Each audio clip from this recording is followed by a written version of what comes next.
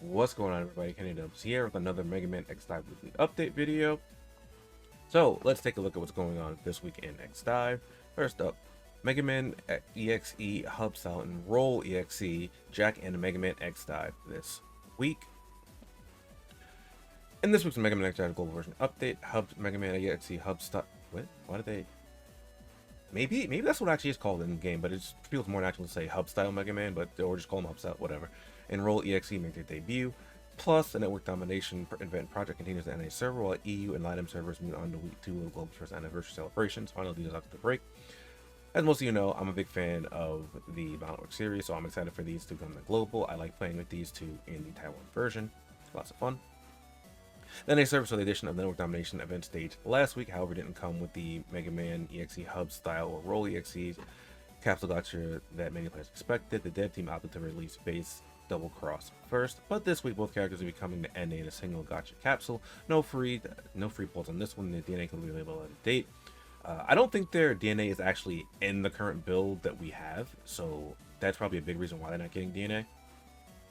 But like I said, I'm looking forward to these characters, and we did get these characters a little bit later than we did in the Taiwan server, and like kind of out of order as well, just because in Taiwan we didn't have base double cross before super base, so we didn't have that, and I think we got this event at least 2 months early, just because base double cross was supposed to be 2 die fests later if we follow the Taiwan schedule, but we're doing it a little bit differently, so we're getting these 2 characters along to be double cross a bit earlier. So that is something. Latam and EU going to week 2 of their celebration for the 1-year anniversary as well, and I believe that for this week we should be getting the event missions as well that we usually get. You know, the one of each difficulty, then the 3 co-ops a day, and there's something else. I think complete a story stage and lab research twice a day, I think, for the all the missions, I believe. A bunch of pre-Black Friday flashback will be on sale this week as well. It will be available for 10 minutes during the developers weekly live stream. Pre-Black Friday flash sale pack, wow, on stream will be $20 for this one. So we get 450 paid EM, 750 EM, and then we get 2 10 pulls on the Roll.exe and hub style EXE banner. I probably wouldn't buy this. I don't spend money on this game anyway for reasons I've gone into in other videos, but even if I still spend money on the global version, I don't think this one's worth getting either. The second one didn't seem worth getting. Only the first one seemed worth getting if you were spending on this game. I think the value is actually here though, because you get 2 10 pulls, and then you get 750 regular EM and 450 paid EM. I think value wise, I think it's there, but I don't think it's worth buying these, if that makes sense. Hopefully that makes sense to you the way I explained it. And then finally, when it comes to EU and Latam servers, they will move on to the second week of the first anniversary celebrations of the new gacha capsule packed with Rico and Base GS. As we can see up here, we have Rico right there and Base GS right there. Rico is the main navigator, and then Base GS is from Battle.org 3. So, the capsule itself won't have the usual Die Fest free pull. Instead, players will get 2 tickets to activate the capsule for free during the 1st and 7th day of the login bonus. Each ticket comes with each ticket counts for a free single 10 pull. So, as long as you log in within this period, you'll get at least one of the free pulls for the festival. And then if you log in for all 7 days, you'll get access to the second one. And be sure that if you're logging in within this time period to actually use your tickets. I've seen a few people get a ticket and then not use it because they just kind of forgot about it or something. I don't really know what happened to them, but they just kind of stuck with the ticket afterwards. Like, hey, I saw this ticket, what do I do? It's like,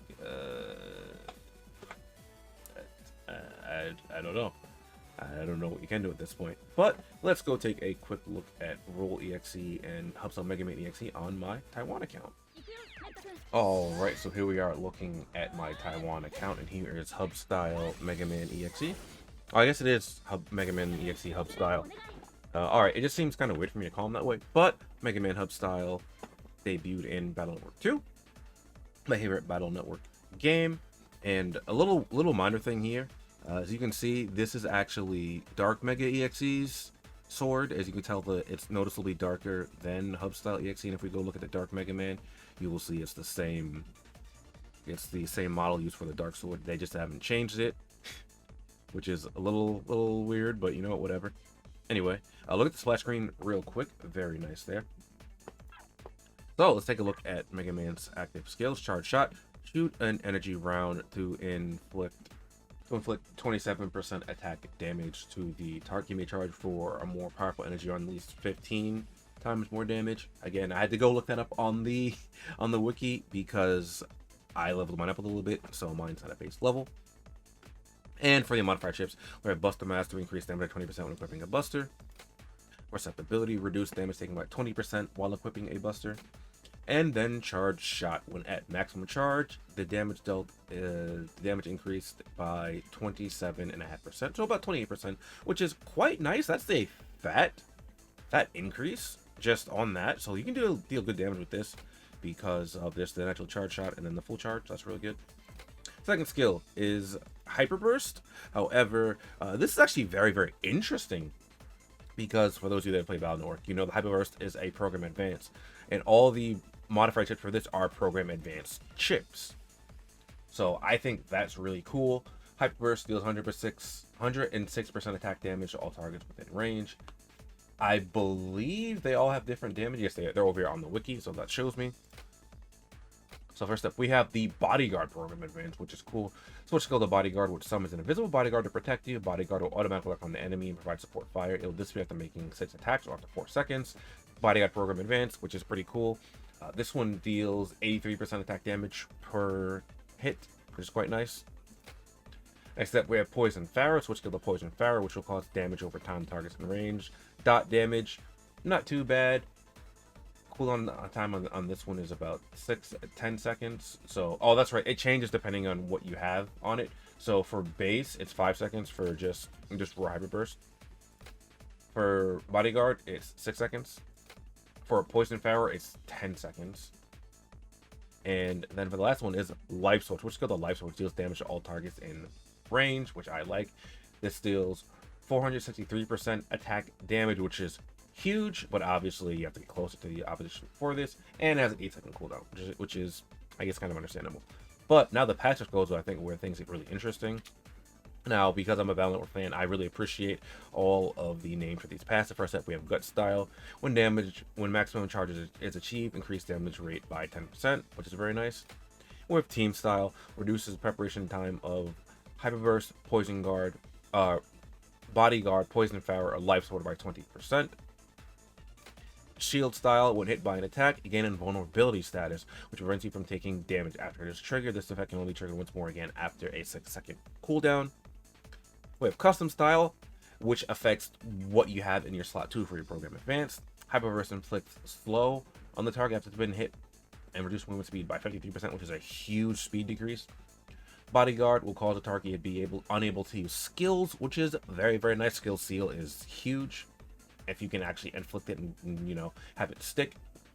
Poison Fire, when hitting a target, reduces target's defense and increases damage it takes by 10%. This can stack up to 4 times, which again, that is still quite nice as well. And then Life Sword, after hitting, render the target immobile. I like all of these style ones because these are referencing all the styles that Mega Man has access to in the first 3 games. Well, first 2. Well, second one, actually, just because, one, they're technically not styles or something a bit different, but I don't want to get into that right now. Then we have Perfect Sync. When you're in enhanced attack status, reduce damage you take by 25%, and then when above 75% HP, damage is reduced, damage increased by 15%. So, come over here, and this is supposed to give you a damage enhancement status, but this doesn't tell you that properly on the skill. It has the icon here, so you can kind of like infer that based off of that, but it doesn't tell you. It just says increase the damage dealt by 27.5%, which is kind of bad. I think they should definitely update that to tell you that this is how you get your attack boost.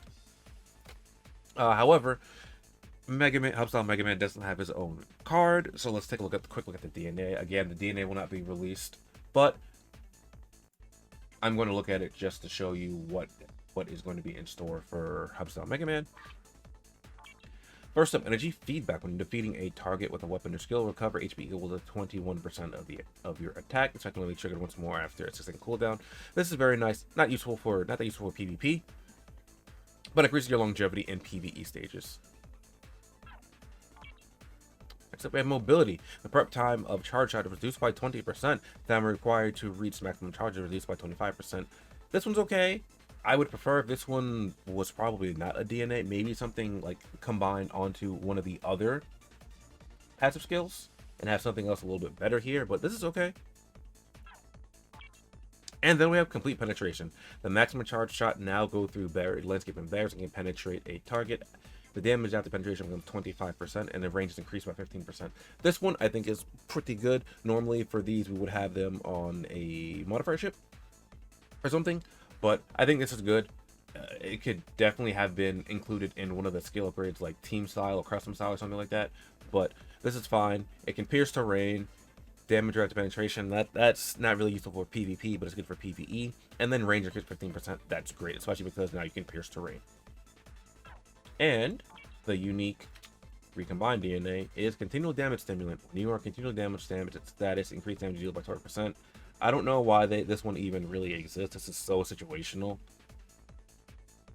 Maybe we'll get a unit later that can actually make use of this because they self-inflict continual damage status, but even then I don't think it'd really be worth it. So next up, we're going to take a look at Roll.EXE. So let's take a look at her splash screen real quick. Unfortunately, Roll and Melu don't have voice acting because they didn't have them in game for their game, for any of the games, so they don't have a voice. Maybe eventually we'll get voices for them, but right now, Roll's just doing her little adorable roll pose. And I really like Roll in this game because it wasn't until Battle Network 4 where you could even like fight Roll.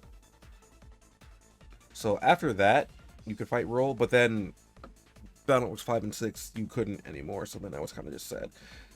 But that's not a thing in next time because I can actually play as Roll in this and not just use her battle chip.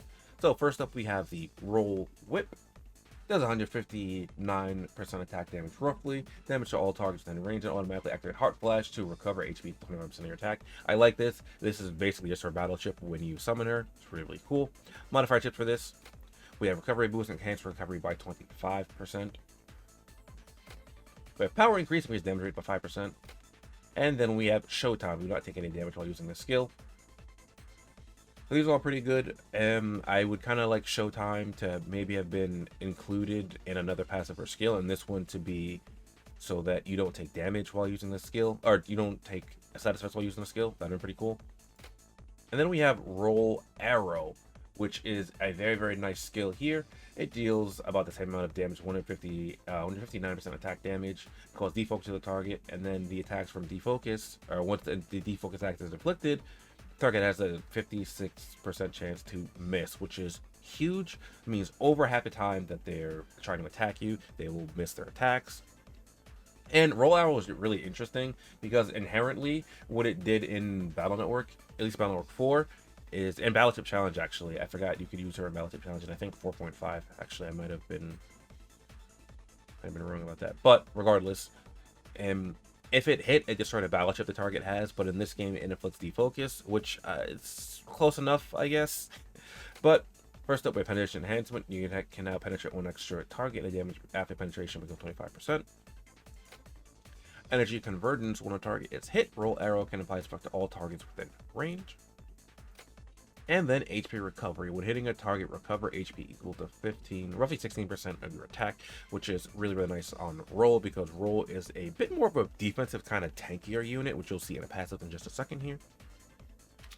First up, we have continuous damage resistance, which, okay, 40% chance to become immune to continuous damage. You can stack these. That's all right. It's not that great overall. It's kind of situational, or really situational. Next up, we have Purify. When you use a character skill, randomly remove one debuff, which isn't bad there at all. I like that a lot. That kind of fits in with Roll's theme of, you know, being support. Then we have Heart Arrow, and I really, really like this passive on Roll. When HP is above 75%, gain a heart arrow status that cannot be removed, which is huge right there. Roll's arrows defocus cannot be removed and ignores preventative shield, and defocus targets have a 100% chance to miss their targets, which is, again, that's huge. That's really, really good for Roll. Movement speed is also increased by 30% when in heart arrow state. So this is actually a pretty loaded passive, as you get so many things back just for being above 75% HP, and that also gives you some pretty nice things to do as well, as you could use Roll in race mode with this, because you could just pair her with Air Buster. You already have your inherent movement speed buff to increase your movement speed by 30%, which is really, really good, because as long as you're above 75%, heart arrow status just refreshes itself, right? It has a duration of X amount of time, but the condition for this is being above 75%. So as long as you're above that, you'll have access to the heart arrow status, which is really, really nice. And then if we come down here, with HP absorb, upon hitting a defocus target, restore HP equal to 20% to your attack. This effect can only be triggered once more every 3 seconds. When your HP is above 75%, reduce damage you take by 25%. So here we see that it's going to be a bit easier for Roll to stay above the 75% threshold, and even if you're not, it's going to be pretty easy to heal back up to there, because now both of your skills are going to have access to healing for you, as you already have healing when you use your Roll Whip right here, and then if you have this on your Roll Arrow, you'll get healing off that. But then also, because of Heart Arrow, you can pierce preventative shield, so they'll always be afflicted with your defocus as long as you're landing your attacks, and you'll be able to heal off that as well, which is quite nice. And then finally, we have defensive chip. When hit, gain defense status to reduce damage taken by 80%. This effect can only be triggered once more after a 6-second cooldown. When HP is below 50%, gain heart arrow status that cannot be removed. This effect can only be triggered again after a 12-second cooldown. So this passive I like a lot as well. This makes it so that the only time you don't have heart arrow status active is between 50% and 75%. So as long as you're above 75%, you have heart arrow status, and as long as you're below 50%, you have heart arrow status. So there's really only 25% HP where you don't have access to it. And then on top of that, when you get hit, you get a defense boost to reduce damage taken by 80%, which is quite nice. Unfortunately, that can get stolen with Grudge Axe or removed, but you know what? Man, you'll be okay. Maybe. And then finally, Roll's DNA. Let's take a quick look there. First up, with Dynamic Destruction, Roll Whip hits. It will solo target, reduce the movement speed by 42%. That's actually quite nice on Roll, as Roll Whip can actually ignore terrain. To an extent, it doesn't have the greatest range on it for ignoring terrain, but if you're on cyberspace and someone's on the other side of a pillar from you, you can Roll Whip and hit them through that, so that's quite nice. So they'll be slower, and then you can use your weapon or your skills to hit them. Complete penetration. Roll Arrow can now go through terrains and barriers. Prep time for Roll Arrow is reduced by 20%. I like this a lot. This allows you to have access to Roll Arrow again.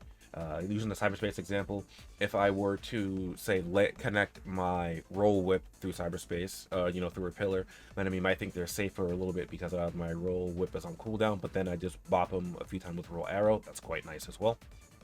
And then the prep time being reduced by 20% is always good. And then this one is Target Lock. Locks onto a target that has been hit by Roll Arrow. When the target's hit again by Roll Arrow, the attack will deal an additional 60% damage, which, I mean, sure, yeah, that's not bad. I don't really like this passive all that much. I think it's could have been something, I don't know, I feel like something better could have gone here, but I don't dislike this all that much. I think it's okay to give Roll an additional 60% damage, as she doesn't really have any inherent damage naturally anyway. So just giving her a 60% damage amp to Roll Arrow will be huge for her. Oh, also, I forgot to mention, you have 2 charges of Roll Arrow, I'm pretty sure. It's been a little while since I've actually used it, and I don't fully remember. But real quick here, just take a look at Roll's unique DNA here, and it's reduced defense stimulant, because why would we get anything useful for the recombined DNA for this? I will say I think this is a bit more useful than Megaman's enhanced continuous damage stimulant, just because Roll cares a lot more about... Oh no, this is even worse. No, oh god. Okay, so I thought this was you take less damage in reduce defense status, but you deal more damage, which is, again, it's extremely situational. So I really don't like this kind of thing, but I also just thought it was something different, and I still wouldn't have liked it. But I think it would have been okay as if you were in reduced defense status, you would take less damage, but in this way, I don't think it's all that great. This will need something in very particular to be like very prevalent for these things to be relevant. But outside of that, that's gonna be it for this update video, as there isn't any kind of update for the Taiwan version at the time of recording this. So these heroes or these units don't have any cards either. So that's gonna be it for this update. Let me know what you guys think down below about the things coming to global this week. I'm gonna go to bed because it's 6:05 in the morning. I'm gonna get this video ready to go, and then I'm gonna go to bed. And then maybe by that time there'll be some information about the Taiwan version. I will try to update on my community tab when I can, if there is update revealed by the time I post this. But other than that, yeah, that's it. I'll catch you guys next time. Later.